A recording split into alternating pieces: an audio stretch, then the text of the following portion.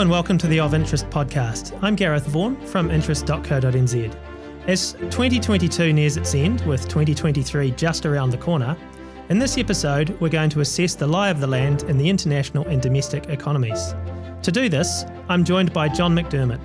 John is the Executive Director of Economic and Policy Research Institute, Motu, and is also a former Reserve Bank Assistant Governor.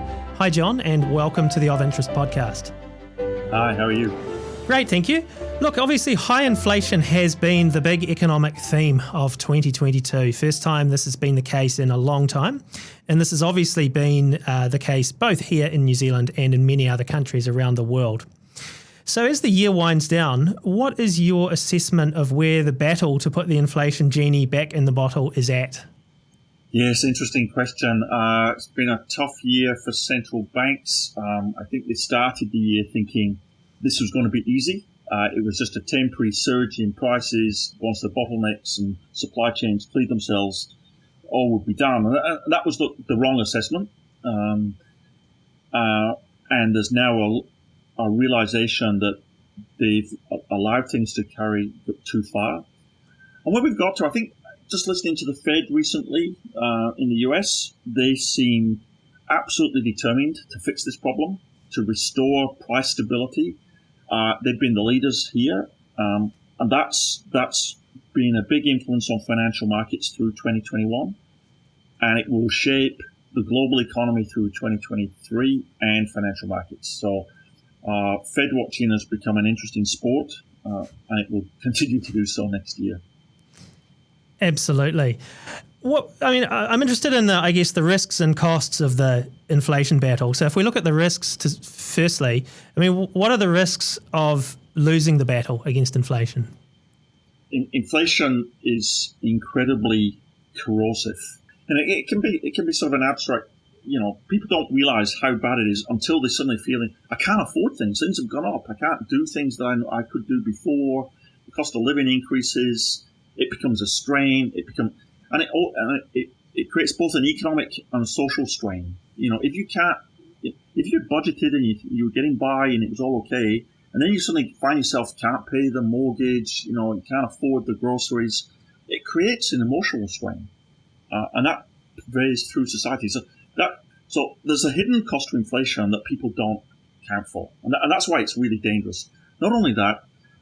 Businesses, smart people, investors, they start thinking, well, it's costing me. Inflation's costing me. So I'll do things that I wouldn't otherwise do to protect myself from inflation. And those things are often speculative investing. Do I buy gold? Do I buy Bitcoin? All kinds of crazy stuff that actually is not productive. So economies slow down. So inflation is damaging. The difficulty, if once you've let it carry on too far, inflation is painful to cure.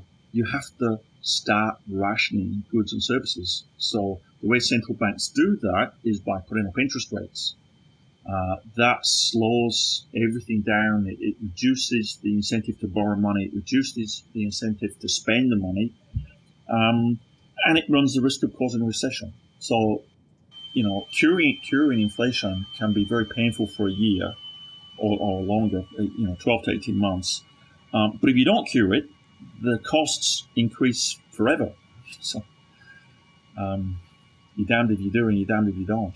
So is it a case really that there's going to be some short-term costs, possibly medium-term costs of reining it in? And obviously this sounds like it may well mean a recession next year, probably rising unemployment as well? Certainly there's a price to pay, and that's a shame because it didn't really need to happen had we not put so much liquidity into the global system. But anyway, it has. Recession, I think that calling recessions are difficult. There's something that might happen once every 10, 15 years, perhaps a little bit more frequently in New Zealand. But the difficult things, people lose the job, businesses fail. And it happens suddenly. I think what we can be assured of is we need to slow the economy down. So it might not be a recession, but it will certainly the economy will be slower. We won't be as well off as we would have hoped. There will be some people who will lose the job in sectors that are interest rate sensitive. So those are things. But whether there is or isn't a recession, or particularly in New Zealand, I think depends on the international economy. What's going on in the rest of the world is going to determine whether we really have a nasty recession or whether actually it's just a bit of a slowdown. Just to take a step back there, you talked about how too much liquidity was put into the system. So obviously back in 2020, we had quantitative easing. We had the Reserve Bank here in New Zealand embarking on that, buying up government and local government bonds. Obviously very, very low official cash rate. We had a lot of fiscal support from the government, wage subsidy, that type of thing. When was the sort of point where it all went wrong in your view? Yeah, so you talked about 2020. So nothing was wrong in taking all those actions in 2020. Like it was, the pandemic had just started. Nobody knew what was going to happen. Everybody was worried about business and consumer confidence, where we were going to be. So supporting the economy and people's businesses and jobs at that time, I think, was vitally important. And actually, in terms of fiscal policy, keeping everybody in jobs and trained and being able to plan for the future, I think that was really well done. The difficulty was, if you remember the first lockdown, it was over by mid-year 2020. At that point, the emergency support should have been stopped and reversed, and it wasn't. And in fact, worse than that, New Zealand added to some of the support mechanism. You remember it was late 2020 when the Reserve Bank started its funding for lending program. That kicked it off in December. Now, nobody was locked down here then at that point. And so people had been shocked. Everybody's savings rate had gone up when we were locked down. So people had cash in their pocket. They suddenly realized they hadn't lost their job. Most businesses had survived. There was a few casualties, but most survived. The economy was in really good shape. And there was a lot of liquidity in the system. And all that liquidity went into assets. And in New Zealand, that meant house prices. House prices went absolutely ballistic. And not only is that bad for the economy, it's bad for income inequality, it's bad for wealth inequality. So basically, we had all this emergency support when we didn't need it, and it just made rich people richer, and those who were trying to get into the housing market just could never afford it. It was horrific. And eventually, that liquidity then finds its way from assets into goods prices, and we get inflation. And that was the path. And slowly through 2021, that should have been more apparent, and it should have been started to be reversed, and it really wasn't. And so the reversal process didn't take place until in some countries late 2021, most countries early 2022. And so now we're paying the price of that. In terms of inflation, do you think it's peaked yet? I mean, I guess both here in New Zealand and overseas. I mean, notably the US, there's some talk now that maybe it has peaked there. Yeah, absolutely. So you can have a look at the consumer basket and look at which prices are going up and which prices are not. And we saw the early part of the process was goods prices. So when people were locked down, they got online, they ordered stuff. The supply chains were choked. You couldn't get it, so people bid up the price, and firms, increased the price. And then later on, when people realized, oh my God, prices are going up, I need higher wages, they sort of compensated. That put the cost of all the services in the economy up. So there was this sequence that goods prices went up first, service prices went up second. What we're seeing now is the goods prices are coming down, while the service prices are already going up. And goods prices tend to be a lot more volatile. So if you look online, there's a lot of goods prices coming down. So certainly that's true in the US, true in New Zealand, Australia, and various around the world. The other thing that's important is we had a big surge of oil prices that added to inflation at the beginning of the year. Oil prices have come down, so that means the cost of transportation is coming back. So that all kind of helps. So absolutely, inflation in most countries has peaked, but it will still be, 2023 will still be a year where inflation will be above most central banks' targets. And are we going to see interest rates rise further? I mean, certainly the Reserve Bank in New Zealand is telling us that they're going to continue increasing the official cash rate next year from obviously 4.25 now, which is, increase of 400 basis points in about 13 months. The Fed has also been very aggressive this year. Reserve Bank of Australia to a degree as well. Obviously, those are probably the two central banks we watch most closely in New Zealand. Other central banks, are they getting the bang for their buck from those rate hikes yet? Fascinating question. I think there's probably a little bit more to go, but they've moved interest rates, all those central banks, the US Federal Reserve here in New Zealand, perhaps a little bit less in Australia, but they have moved them a long way, and they've moved them at a speed that is fast historically. And we also know that most of that move has yet to have an impact on the economy. So my guess is that central banks needed to do that. They needed to play catch up. They needed to get the policy into a zone where it was stop adding to the problem. We've sort of done that. There'll be a little bit more. Let's feel our way from here. They'll push them up in smaller increments, and there'll be much more testing of what's happening in the economy. Are we getting the feedback? Are we getting the response that we think we should be getting? And we'll be here, and you'll hear the central banks use the phrase data dependent. So we'll move interest rates depending on what happens with the data, depending on how things unfold.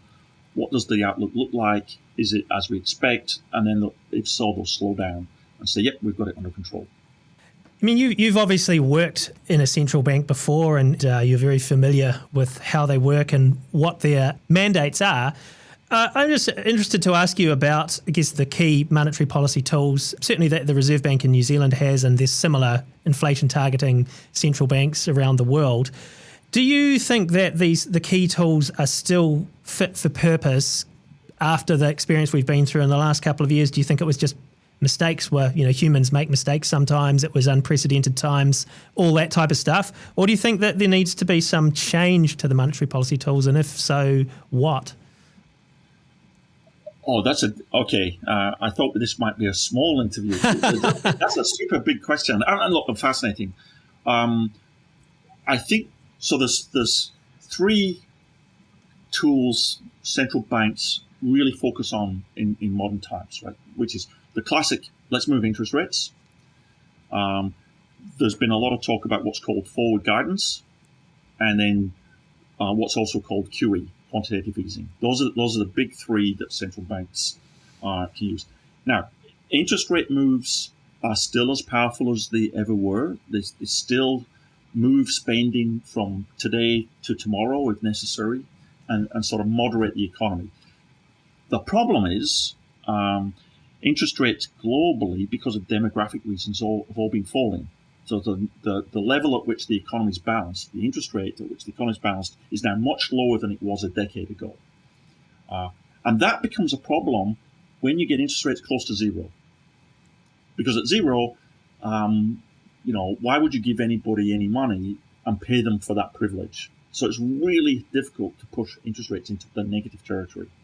So what we found out is the classic move in interest rates is a little bit more constrained than we thought. Still works, but there's a problem at zero. So to compensate, central banks came up with the idea, well, let's just print money, QE. That has proven problematic. I think we'll reassess history and decide QE turns out to be a really bad idea, apart from the real emergency settings. Under normal times, central banks should not be doing this, and they should be repairing their balance sheet. Because QE just seems to find itself in asset markets. It moves equity markets up, it moves house prices, it creates other distortions in the economy that we really don't need to have. And it creates all kinds of financial stability problems. So QE has proved very dangerous. Maybe we should have it for just in case, but understand the cost of using it is much, much higher than we ever anticipated. The third tool is what's referred to as forward guidance. So the central banks talking about the future plans, trying to move other interest rates, so longer term interest rates. Now, they come in two flavors. So it's kind of, one is, let's promise to do something and we'll keep doing it until a given date. So, our Reserve Bank did that with various policies. It says we're going to do this policy and we're not going to change it till the end of 2020. So that's referred to as a time-dependent forward guidance. That proves incredibly stupid. Can I say that? It's like because the world was changing so fast, there was so much uncertainty. You've committed yourself to something that ends up being wrong. Now you've committed yourself, hard to reverse that out because you might lose credibility. So the central banks should now stop using time-dependent forward guidance. They should stop promising to do something for an incredibly long period of time. And the Reserve Bank of Australia fell into that trap. It promised to try and target certain interest rates, and it promised that through to 2024. And then it found, the circumstances had changed so radically, it had to back away in the end. The markets forced it out. So a very dangerous tool. The other flavor of forward guidance is what's called state dependent. So we'll keep doing this until the state of the economy improves to where we want it. Now that actually proves very effective. So I kind of like that approach where central banks say, we will keep monetary policy easy until the emergency is gone or until unemployment has got down to a level that we feel comfortable with. Or, we'll keep raising interest rates until inflation is cured. So you condition your interest rates on the things that matter. And I think the central banks will start, again, reviewing history. And if they review it, they'll start using that tool more than they have in this cycle rather than less. It's really interesting. Is there anything new you'd like to see them sort of bring in as well? They can still thinking about different ways to implement policy.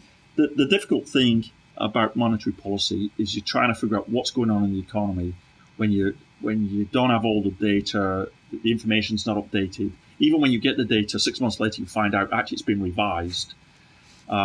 So if you really want to improve conditions, we really need to invest more in our data analytics. That's collecting the data and understanding it. And, New Zealand is now, I think, the only advanced country, maybe the only country in the world that collects its consumer price index on a quarterly basis. Everybody else does it monthly.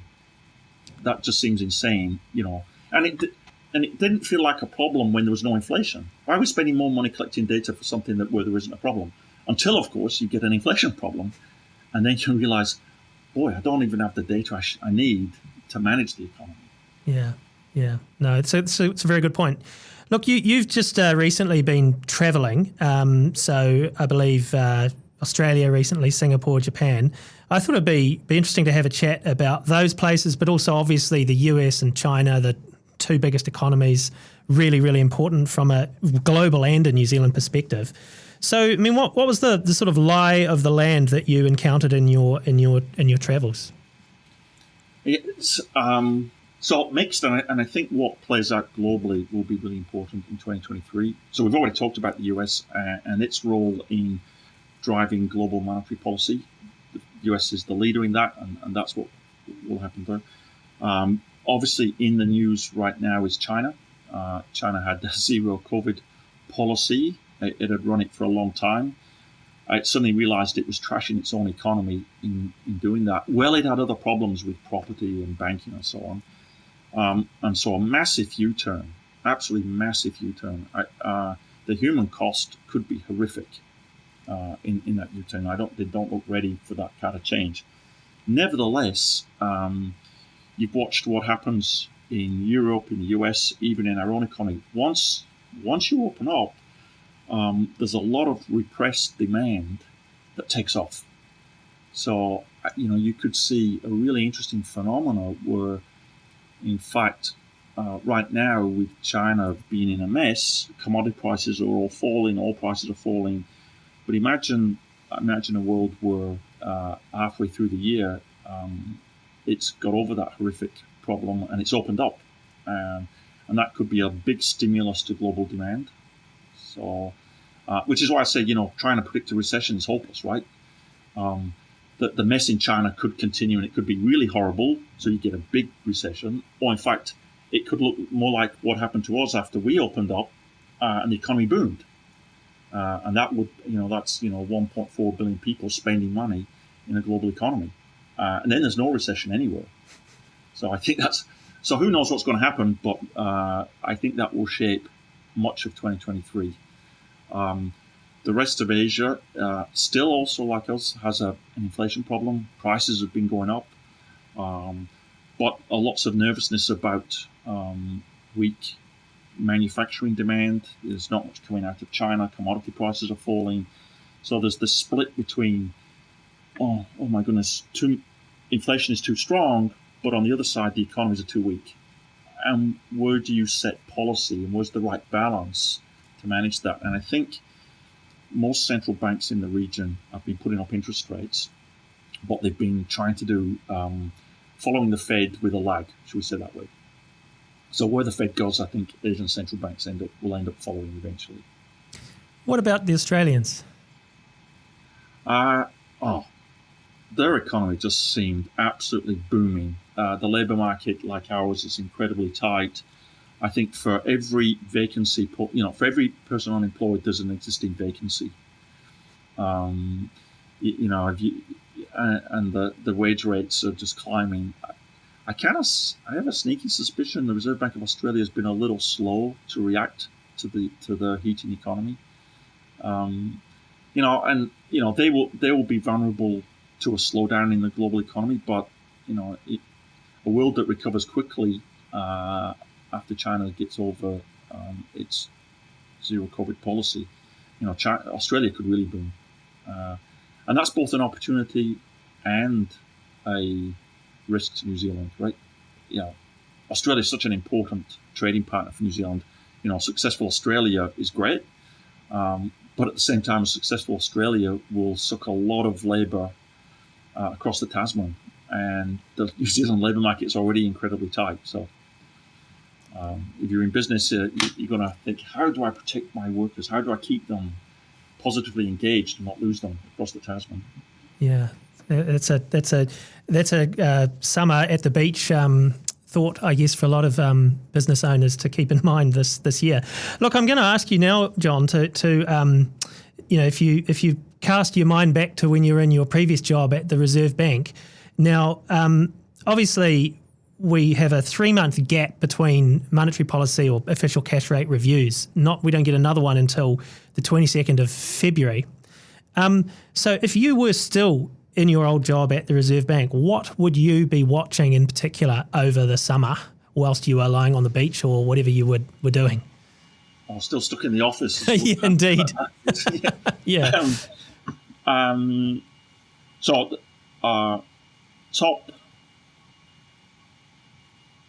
So I'd be thinking more internationally than domestically. I think I'd be in eagle eye on what the Fed is doing. Does it slow down? How does it set policy? We cannot be too far away from what they're doing. If the Fed accelerates its interest rate cycle, we'd have to do something similar here. The second one is, how does what's going on in China play out? At this point, nobody knows. But again, a big driver of the global business cycle. So those would be the big two international developments. And they would completely dominate anything that's taking place here. The third thing, so you always have to have a list of 3, right? But the third thing would be domestic. And the Reserve Bank balance sheet is too big.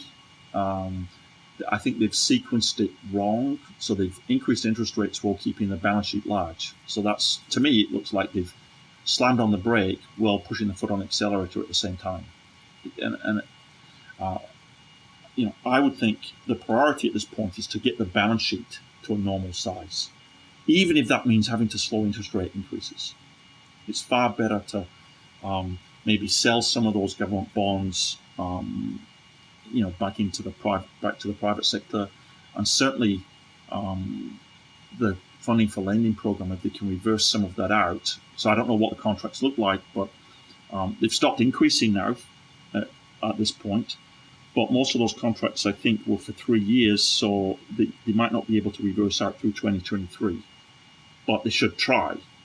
And then certainly the balance sheet will shrink rapidly in 2024. That's too late. They should be doing it in 2023. And that would be my priority. And I'd be watching the size of that balance sheet. And if it got back down to a more normal size, I'd be feeling much more comfortable that we'd have a sustainable control of price stability. What's the particular problem you see with the size of the Reserve Bank's balance sheet? And you're talking there about the bonds they bought in the quantitative easing program particularly, and the funding for lending program where they lent it to banks for 3-year terms at the official cash rate. Yeah. Yeah. So both of them effectively increase what economists refer to as high-powered money. That liquefies the system. But rather than supporting people with their incomes or supporting businesses, it's really it goes into the financial system. And in the financial system, it has to work through asset prices. So it's overinflated asset prices. Now, that creates, we've sort of already gone through this territory, but it creates this distortion in terms of wealth distribution.